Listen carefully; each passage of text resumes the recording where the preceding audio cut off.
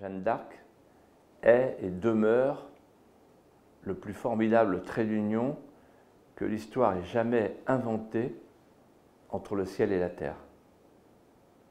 Et en même temps, elle est et elle demeure le plus pur chef-d'œuvre que le génie allégorique français ait jamais déposé dans notre littérature.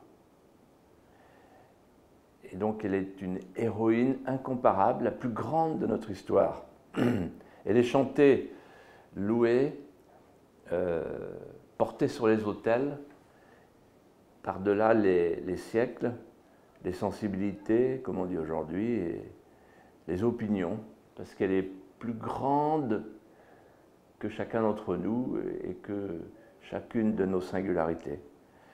Et en faisant cette trilogie sur la résistance populaire avec Charette, sur la tempérance et le bien commun avec Saint-Louis, et sur l'espérance avec Jeanne d'Arc, j'ai voulu mettre à la portée des générations ce triple retour, à travers cette trilogie, à la source primordiale de la grandeur française. Jeanne d'Arc, je veux lui rendre son humanité et la mettre à la portée des nouvelles générations. Je trouve que depuis trop longtemps et trop souvent, on la regarde comme une sainte dans le mur, accrochée tout là-haut, tenture sacrée. Et j'ai voulu déposer la tapisserie et lui rendre une part de ses fragilités, de ses vraisemblances, retrouver la vérité de ses émois, de ses désarrois, de ses éblouissements. À travers la vie de Jeanne d'Arc, il y a plusieurs permanences qui trouvent aujourd'hui toute leur actualité. D'abord la trahison des élites. La trahison des élites, on y pense inexorablement quand on compare le traité de Troyes au traité de Maastricht. C'est-à-dire, à un moment donné, les élites trouvent que la souveraineté est trop lourde à porter. On la transfère à l'étranger. Hier aux Anglais, aujourd'hui à Bruxelles, ou à Washington, ou à Berlin.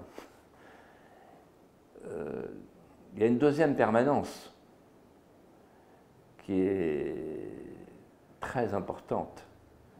C'est que pour Jeanne, le pouvoir s'imprègne de pérennité et de sacralité. C'est pour ça qu'elle veut absolument conduire le dauphin à Reims, parce qu'elle dit Charles de Valois recevra plus de force d'une seule goutte d'huile sacrée que de 10 000 lances. Le pouvoir, la légitimité du pouvoir. Qu'est-ce qu'un pouvoir légitime? Grande question d'actualité, au moment où on voit que la politique est devenue un cloaque, un marécage, où il n'y a plus de pouvoir, où il n'y a plus de politique. Et puis la troisième leçon, c'est la plus importante. Quand tout est désespéré, rien n'est désespéré. Il y a toujours l'espérance. La France est un mot qui rime avec souffrance, avec espérance. Pour que les jeunes gens qui voient la France s'abîmer ne désespèrent pas.